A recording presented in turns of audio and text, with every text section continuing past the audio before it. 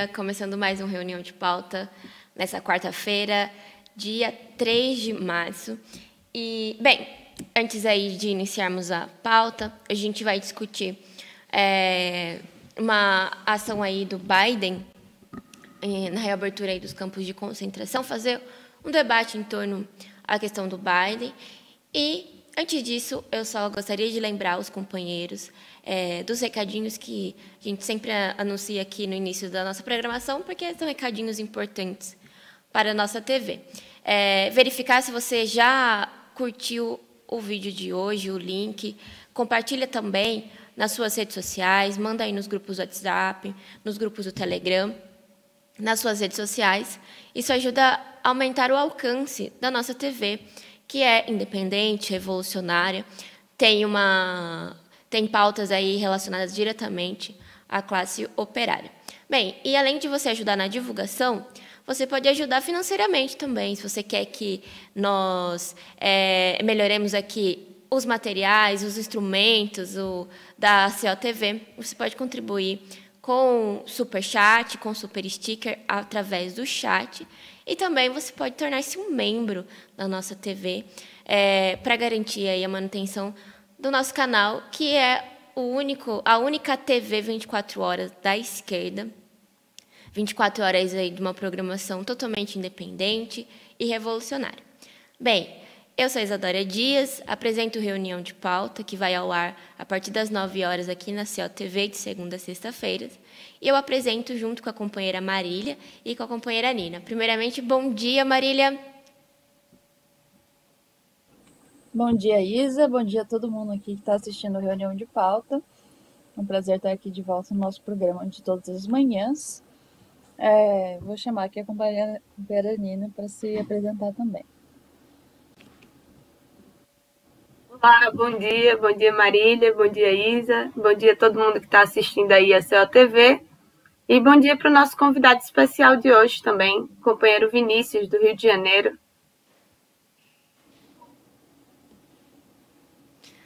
Vinícius está sem áudio. Nossa. Bom dia Isa, bom dia Nina, bom dia Marília, bom dia a todos os companheiros e companheiras que estão nos assistindo. Mais uma quarta-feira aqui de volta na reunião de pauta, mas vamos aí direto para as notícias. Exato. Bem, eu já vou voltar... Não, eu mesma. A gente costuma iniciar aqui o debate relacionado à pandemia. Nós estamos acompanhando o desenvolvimento, que infelizmente é um acompanhamento triste de se fazer. Nós temos visto aí o agravamento da pandemia aqui no Brasil. Inclusive, é tão grave mesmo que nós batemos aí um novo recorde de registro de mortes nas últimas 24 horas. Tivemos, então, nas últimas 24 horas, 1.726 mortes causadas por coronavírus. É o maior número aí desde o início da pandemia. E somando, então, temos agora 257.562 pessoas que morreram por conta aí da pandemia, por conta de todo o descaso que nós estamos vendo aí em relação ao combate à pandemia. E, pelo jeito, estamos aí, de fato, rumo aos 300 mil mortos, sem uma perspectiva de que esses números diminuam, né? Tanto que já tem especialistas aí apontando que março será o pior mês em relação à pandemia. É triste, né, porque a gente várias vezes ouviu em meses anteriores que seria o pior período, que nós enfrentaríamos o pico da pandemia, e agora a gente vê que a situação é ainda mais grave. Aí eles falam, não, agora é o pior, mas a gente, vindo dos governos dos golpistas, a gente pode esperar algo pior ainda. Bem, em números de contaminados nas últimas 24 horas foram 58.237 casos confirmados. Somando, então, temos 10.647.845 brasileiros que estiveram ou estão com coronavírus.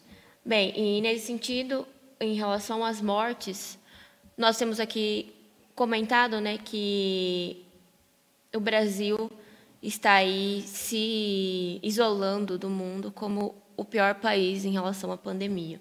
Tanto que nós vemos aí pelos números que, de fato, é isso que está acontecendo. Mundialmente, as mortes caíram em 6%, enquanto que no Brasil aumentaram em 11%.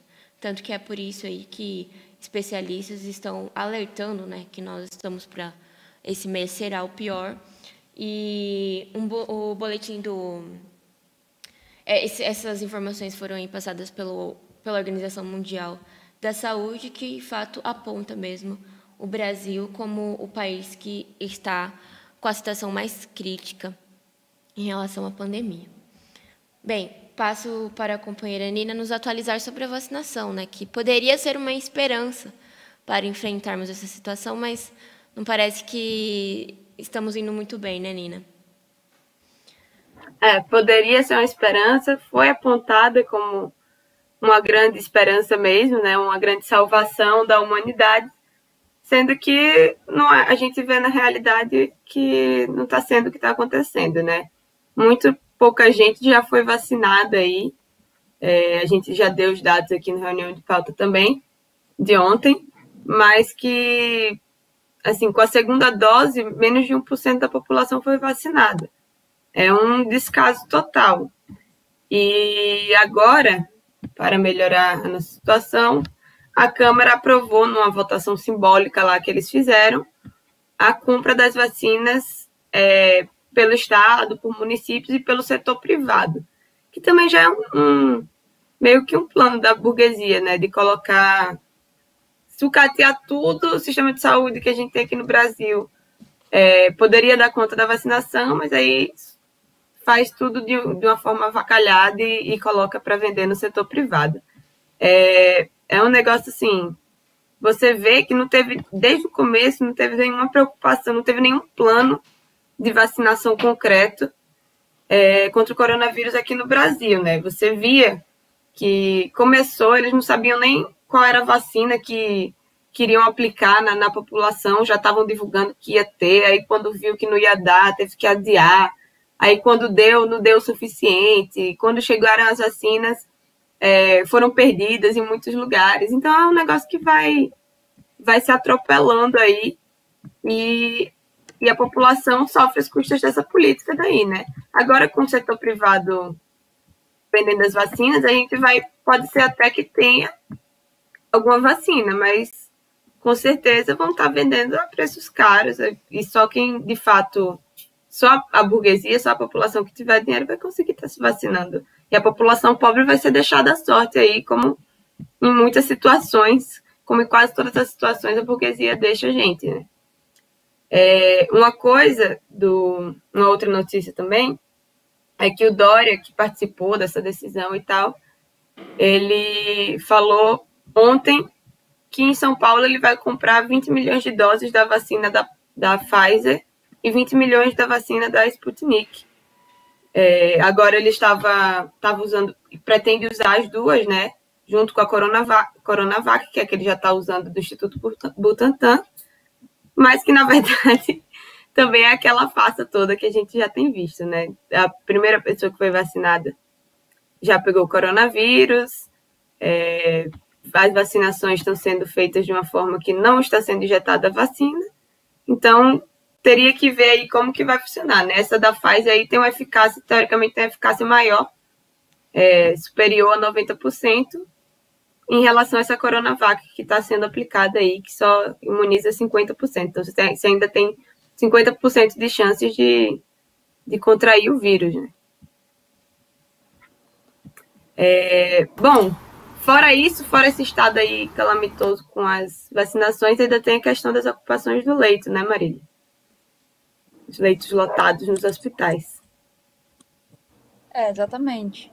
A gente tem a situação aí da ampliação do agravamento, né, da pandemia. Isso daí implica na maior taxa de ocupação dos leitos de UTI. É importante colocar isso daí porque agora, nessa nova fase da pandemia, a gente vê que não só os leitos estão sendo mais ocupados, mas também a gente está vendo aí que as pessoas elas estão ficando mais tempo na UTI, o que aumenta, de fato, se a pessoa só ficar um dia na UTI, ela não ocupa tanto tempo o leito, permite aí a rotatividade dos leitos, né? Mas, no caso, a gente está vendo aí que pessoas com problemas mais graves aí acabaram pegando o coronavírus nessa nova fase de reabertura que a gente teve no passado. Inclusive, é importante colocar também que tudo bem, a gente está tendo uma superlotação dos leitos, daí é uma coisa horrível. Mas a gente tem que lembrar que a gente está no Brasil, né, e que a gente já não tinha muitos leitos de UTI. Quer dizer, aqui no Brasil, a taxa boa de leitos de UTI é de 33 leitos para 100 mil pessoas. Quer dizer, uma taxa ridícula aí de número de leitos para uma quantidade enorme de pessoas. Então, aqui na Grande São Paulo, essa é a taxa de leitos de UTI, enquanto no interior é de apenas 18 leitos para cada 100 mil pessoas. Então, é muito pouco a quantidade de leitos que a gente tem. E também o número a taxa de aumento desses leitos, né, de produção de novos leitos, também é baixíssima, bem menor do que a taxa de aumento aí da demanda por esses leitos. Eu acho que uma coisa importante a destacar também é que a ocupação desses leitos tem sido feita não só por pessoas velhas, como acontecia antes, quer dizer, pessoas com média de 67 anos, mas agora a média de idade se reduziu para uma média entre 20 e 49 anos. Quer dizer, isso aí a gente pode ver como um reflexo direto da volta às aulas e tudo mais, com uma contaminação mais grave aí dos setores mais jovens da população. Quer dizer, não é que jovem não vai para a UTI, jovem vai para a UTI como está colocado agora. Acho que é importante destacar essas coisas, né? Bem, passo a bola aí para os companheiros.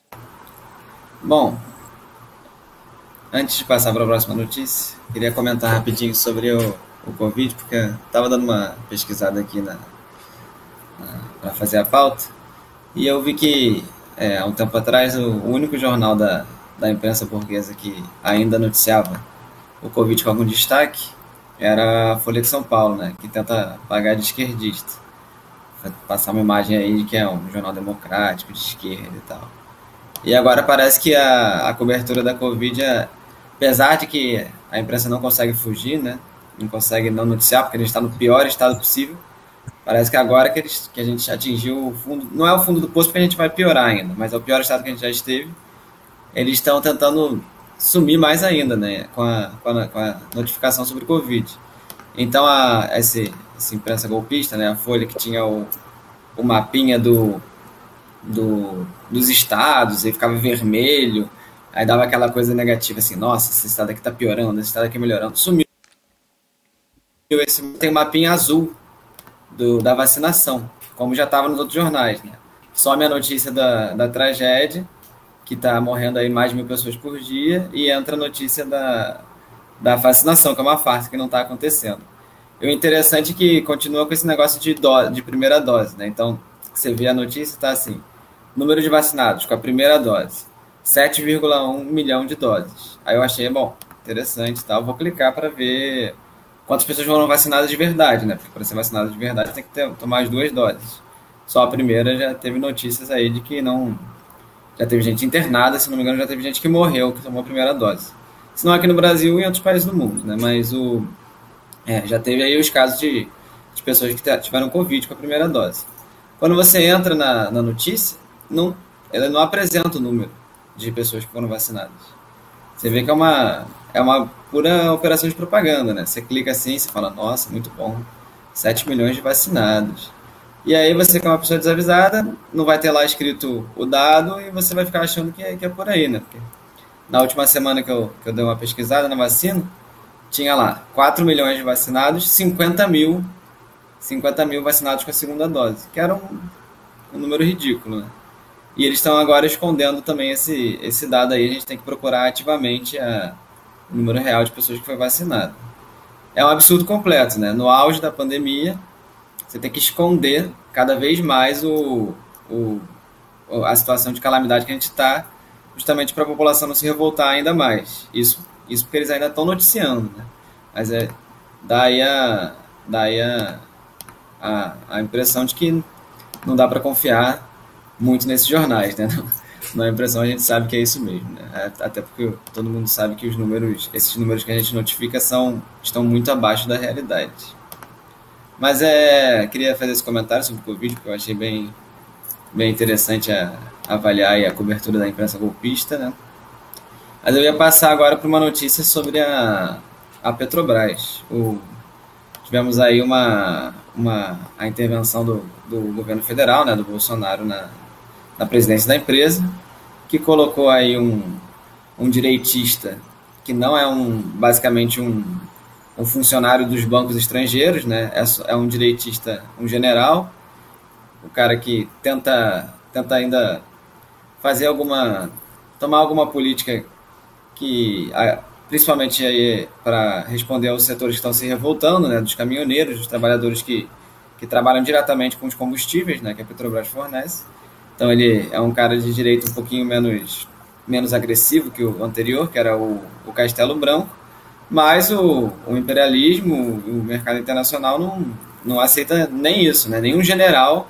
A gente conhece as figuras que são generais no Brasil, né? Quem está acompanhando política aí, generais, né? Mourão, Heleno, Vilas Boas, as piores figuras que tem no país. Um desses caras é o presidente da Petrobras e isso não é o suficiente para o imperialismo. Tem que ser uma pessoa pior ainda, tem que ser uma pessoa que vai destruir completamente, vai ver que vai deixar a gasolina aí subir cada vez mais e o alimento vai subir, os caminhoneiros vão passar fome porque não conseguem trabalhar, mas não importa. O que importa aí é destruir completamente a Petrobras e manter aí o preço da gasolina como mercado internacional, aos interesses do mercado internacional, né? Então, após essa intervenção aí do Bolsonaro, é até um pouco ridículo, né? É um termo em inglês, CDS, Commission Default System, algo desse... Credit Default Swap. Você vê já que é um negócio, quando você vê esses termos de mercado, você já vê que é um negócio ridículo. Ele cresceu, ele aumentou aí, agora é muito arriscado você investir no Brasil. Os investidores nossos devem estar sofrendo muito com esse risco. Realmente é uma coisa complicada ser investidor no Brasil. Subiu aí 22% e o dólar subiu de 5,44 para 5,57.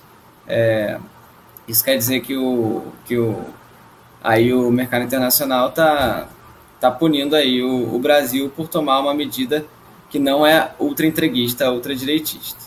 E somado a isso, 4 conselheiros da Petrobras renunciaram ao cargo após essa medida. Então você vê que a pressão é muito grande para que as piores medidas possíveis sejam tomadas, né? E o mais importante aí é que esses setores que querem que essa direção da Petrobras de agora, do general, já é terrível. E a direção é indicada pelo Bolsonaro. Agora, os supostos aí democratas, ligados aí ao Dória, FHC, é esse setor da burguesia brasileira que quer voltar para o estado anterior, que era ainda pior. Mostrando aí que essa suposta oposição de Bolsonaro e o Dória, os democratas, a Frente Ampla, é uma farsa completa, né? Os dois querem destruir completamente o Brasil e entregar aí para os monopólios internacionais às custas do sofrimento da população. Então, eu queria notificar aqui essa interferência aí na Petrobras do imperialismo. Passo aí a bola para os companheiros. Certo. Bem, eu acho que agora a gente já pode falar sobre a questão da crise econômica, né? O companheiro Vinícius estava falando sobre a crise na Petrobras, decorrente aí da intervenção do Bolsonaro com intervenção ali no controle da Petrobras. Ele trocou o presidente da empresa por uma medida, digamos, nacionalista, né? Ele está tentando manter o controle da situação política. Os caminhoneiros estão pressionando muito o governo quanto à greve dos caminhoneiros por causa da política de preços em relação ao diesel. E o Bolsonaro, pressionado, fez essa medida aí, o que vai completamente contrário aos setores imperialistas no Brasil. E exatamente por conta disso a gente vê aí toda uma pressão política para contrária, né? Quer dizer, no sentido dessa o controle pelo imperialismo da Petrobras. Bem, a gente pode colocar aí também que o Brasil, ele como um todo, ele está numa crise econômica que vem afetando uma série de setores da economia, né? O principal setor afetado é o setor de serviços, que também é o maior setor, ele diz respeito a 70% do PIB brasileiro. E agora a gente teve uma queda aí de 4,1% no PIB de 2020. Quer dizer, a maior queda maior queda aí de muito tempo aqui do Brasil. E essa queda ela diz respeito, de fato, às consequências do isolamento na pandemia. Apesar da gente ter uma taxa baixíssima de isolamento, não ter uma medida real nesse sentido, a própria crise aí de empregos, a crise econômica geral, ela leva aí uma redução na demanda dos produtos, diversos produtos, inclusive aqueles que são serviços que exigem que as pessoas elas estejam presentes, por exemplo, restaurantes, de outros serviços aí que são fundamentais. E nesse sentido, a gente teve uma queda aí maior do que a de 2015, que foi uma das maiores quedas nos últimos anos, foi de menos 3,5% no PIB. Lembrando que a gente, em 2015 e 2016, tinha toda uma pressão política em torno do governo Dilma para a realização do golpe em 2016, né? E nesse sentido, essas quedas econômicas foram grandes. A gente teve grandes quedas econômicas depois também, mas o jornal não gosta de mostrar essas coisas. Bem, nesse sentido, a gente precisa falar que, só dando uma palhinha, né, o auxílio emergencial ele é uma questão que está sendo também colocada em primeiro plano pelo governo Bolsonaro, porque toda essa crise econômica e essa crise de preços do petróleo, por exemplo, elas produzem toda uma crise política dentro do governo que vai afetar aí as eleições de 2022. Quer dizer, o governo Bolsonaro está tentando sair bem na fita nas eleições de 2022 e por isso está tomando medidas para controlar o caos social, como, por exemplo, a pressão em torno da efetivação do auxílio da segunda leva do auxílio emergencial aí, mesmo que o auxílio emergencial seja minúsculo, bem menor do que já era pequeno, eles estão fazendo toda essa pressão para que isso aconteça. Me passa a bola aí para os companheiros.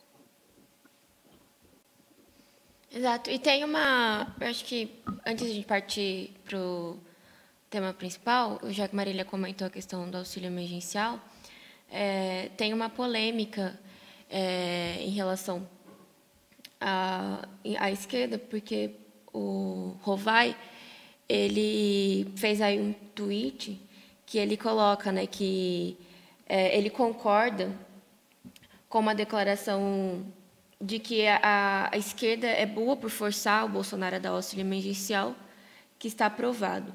Isso daí aumentaria a popularidade do Bolsonaro. E aí seria ruim, né, para a esquerda, porque seria mais difícil para a esquerda ganhar, enfim, aumentaria a popularidade do Bolsonaro. Porque o pessoal acharia, não, o Bolsonaro que está dando dinheiro e tal.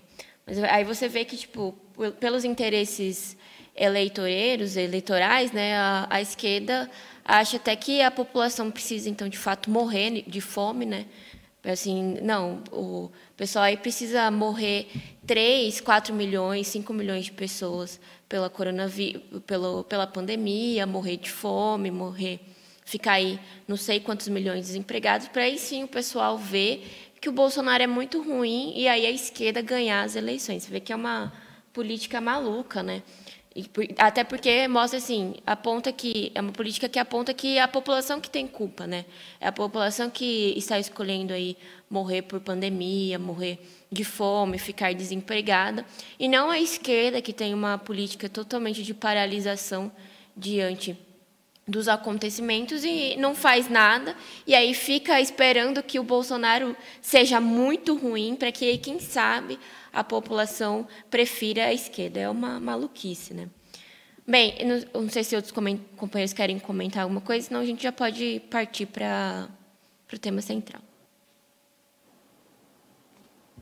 Podemos? Tema central? Bem, então... Vamos lá. Como tema central, hoje temos a questão do Biden, né? A gente... É uma notícia tem circulado aí já nas redes, tem um tempinho, mas a gente acabou não fazendo um debate aqui no Reunião de Pauta. Eu acho interessante a gente fazer, porque durante as eleições dos Estados Unidos, nós sempre acompanhamos aí a questão do Biden, criticamos, né, a esquerda por achar que o Biden era o salvador aí da democracia mundial, que ele é muito diferente do Trump. E essa notícia, né, de que o Biden teria reabriu aí os campos de concentração, que eram os campos que existiam na época do Trump, mostra que a política é muito parecida, né? Ele reabriu aí, a gente chama de campo de concentração porque de fato é isso, né? Mas eles dão o nome de centro de detenção para crianças imigrantes, né? Quando eles separam aí as crianças dos pais imigrantes, deixam as crianças aí separadas por um período até eles definirem se as crianças vão ser deportadas junto com os pais ou não. Enfim, é uma política de ataque contra a população imigrante e que segue na mesma linha do que a do Trump, né? O Trump ele falava mais abertamente, né, questão do muro, fazia aí fazia declarações mais abertas contra a população imigrante, mas na política, o Biden agora estava querendo pagar, né, de democrata e que é o identitário, tem uma vice que é negra, ele não seria capaz de fazer isso. Na verdade, ele não fala, mas na prática a política é a mesma e é isso que importa para a gente, né? Não importa o que a pessoa fala ou deixa de falar, mas o que ela faz de fato. E na questão de fazer, o Biden tem a política aí muito parecida com a do Trump. Passo para os companheiros. Eu queria comentar. Vai lá, pode falar. Eu queria falar só um pouquinho sobre esse assunto aí, porque o Biden, durante a campanha eleitoral, né, foi assim, uma campanha completamente histérica da esquerda, porque não era só, em determinado momento, deixou de ser uma campanha de vamos votar no Biden porque ele é o menos pior, porque a esquerda tem essa política, né, de vamos votar no menos pior para a gente poder vencer o mal maior e tal. Essa política super sem sentido também, mas ok. Em determinado momento, essa política deixou de ser assim e começou a virar Biden é o melhor presidente do planeta, Biden é a melhor pessoa que a gente poderia eleger aqui para os Estados Unidos, vai mudar um presidente lindo, maravilhoso, vice-negra e tal. É um negócio bizarro, né? Você vê aquela Sinara Menezes, esses dias estava colocando no Twitter aí que o Biden seria o mais próximo do presidente socialista que a gente teria no mundo. Começou a falar várias coisas nesse sentido, de que o Biden seria comunista e tal. E é uma completa deturpação, assim, de uma maneira absurda do comunismo você falar um negócio desse, né? Porque o cara é o cara que está colocando criancinha imigrante dentro de gaiola, e dentro de gaiola que ainda pior do que as gaiolas do Trump, que era uma das coisas assim que a esquerda mais criticava o Trump, era por causa da política dele com os imigrantes. E agora o Biden está fazendo exatamente a mesma coisa, de uma forma até pior, porque parece ainda mais com as câmaras de tortura lá, as prisões militares. E a esquerda não... Assim, Biden comunista, Biden socialista, Biden vice-mulher negra. Continua com a mesma conversa. O Biden já bombardeou a Síria, já botou criança em gaiola e está aí ainda com a mesma história de que o Biden seria o grande salvador dos Estados Unidos. Sendo que, assim, esses campos de concentração aí para as crianças já está esperando quase 1.000 crianças jovens, né, de 13 a 17 anos. Crianças imigrantes que foram para os Estados Unidos estão sendo lá trancafiadas lá nesse aprisionamento aí infantil. É um negócio muito absurdo. Esse cara tem que ser denunciado de todas as formas, porque ele não é nem perto de ser um cara de esquerda, para começo de conversa, nem minimamente esquerdista, porque o cara claramente tá aí para atender os interesses da burguesia, né? É um cara burguês. Não adianta a gente ficar com ilusão de que ele seria um grande democrata, nem muito menos um revolucionário comunista. Né? Eu queria fazer um comentário rápido, porque eu estava dando uma pesquisada aqui sobre de fato, a prisão, né, o campo de concentração de crianças, e me lembrou daquele meme que é feito muitas vezes, que é uma bomba colorida com arco-íris e uma bomba cinza normal, né, que seria a bomba do Trump e a bomba do Biden. Isso aí seria uma sátira à realidade, mas não é uma sátira, isso aqui é a realidade. Eu estava vendo que na prisão das crianças, a prisão tem de fato trailers coloridos com borboletas e outras borboletas e flores coloridas nos trailers, e está escrito assim, bienvenidos, em espanhol, para deixar as crianças mais bem recebidas. Né? Então você vê que é uma monstruosidade mesmo. A realidade é essa que a gente vê nesses memes, né? Você faz a mesma coisa que o Trump, só que pinta um arco-íris, pinta uma flor, um tratamento humano dado a crianças. E vamos lembrar, crianças que estão fugindo de países completamente destruídos, que andam aí milhares de quilômetros, andam em lugares super perigosos, pegam trens, chegam na fronteira, tentando, sei lá, ter alguma vida decente, minimamente ok, e são capturados aí pela repressão e tacadas em prisões sem os pais, sozinhos. É isso que ele está fazendo. É isso que o Obama fazia, é isso que o Trump também fazia, e é isso que o Biden vai voltar a fazer, porque o Biden e o Obama é a mesma coisa, ele era vice-presidente do Obama. Então ele só vai voltar a fazer uma coisa que ele já fazia, literalmente, de forma colorida, com flores e borboletas. É uma monstruosidade aí que está sendo implementada por esse Biden. É isso.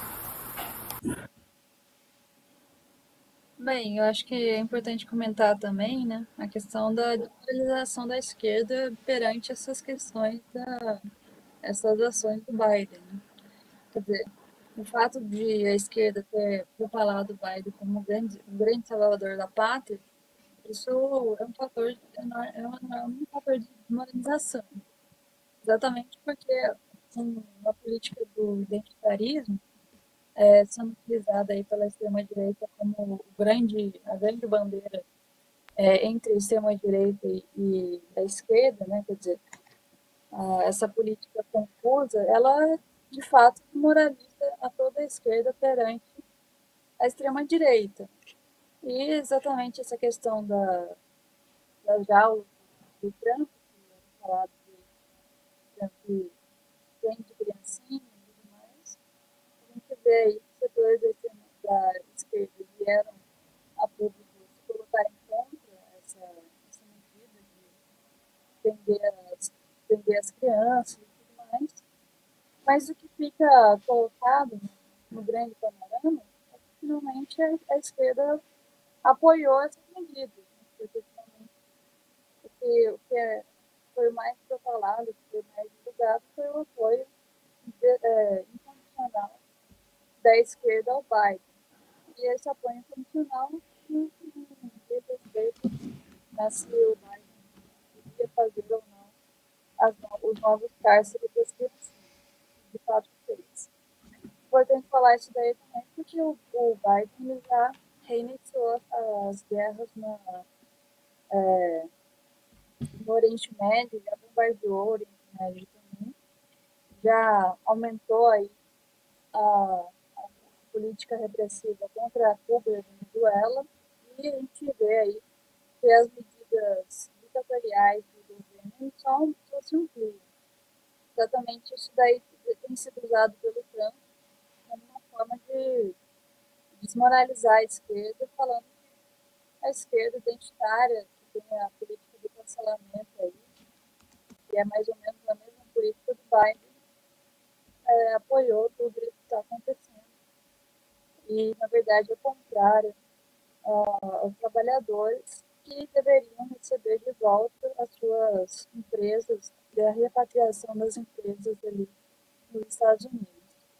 Importante colocar isso daí porque nessa situação de crise total, né, de crise econômica, de caos social, de saúde, a população ela é muito sensível aí para as posições políticas que estão sendo colocadas pela esquerda e pela direita. Né? Exatamente a extrema-direita fazendo toda essa demagogia com os trabalhadores, ela acaba trazendo os trabalhadores para a sua posição. E o bandido tem sido colocado como a oposição ao governo Biden. Quer dizer, a tudo isso que está acontecendo. Então, a gente tem que colocar que isso daí é uma coisa muito perigosa para acontecer. Em grande medida, é culpa da esquerda. Exato. Bem, nós temos que encerrar o reunião de pauta de hoje. Agradecer ao pessoal que participou aqui do chat, o companheiro Jesus Era Humano, Dash, Fernando LPR, Osmir Abrante, Giovana Gouveia, Arthur Freitas, o companheiro Gabriel também participou aqui, denunciou, inclusive, a questão do Biden já ter bombardeado a Síria, né, se ele fosse tão democrático assim, ele não teria feito isso, teria encerrado aí todos os bombardeamentos, tirado todos os exércitos imperialistas dos outros países. Tem também comentários do companheiro R. Locatelli, Rudi Rigen, quem mais? Maria Ângela Biducci também está aqui, bom dia, companheiro. Maria do Carmo, Socialismo do século XXI, Walter dos Santos, Angelina Dias, Priscila Marise. Tivemos aqui uma boa participação no chat, os companheiros ao vivo. Se vocês quiserem compartilhar o vídeo separadamente, vocês podem procurar no acervo da COTV e ajudar aí a divulgar o debate que nós sempre fazemos aqui no Reunião de Pauta. Bem, agradecer aos companheiros, Nina, Marília e Vinícius. O Vinícius é o participante das quartas-feiras, ele volta na próxima quarta-feira para ajudar aqui no debate. Bom dia para todos e até amanhã, a partir das 9h, voltamos aqui com Reunião de Pauta. Muito obrigada.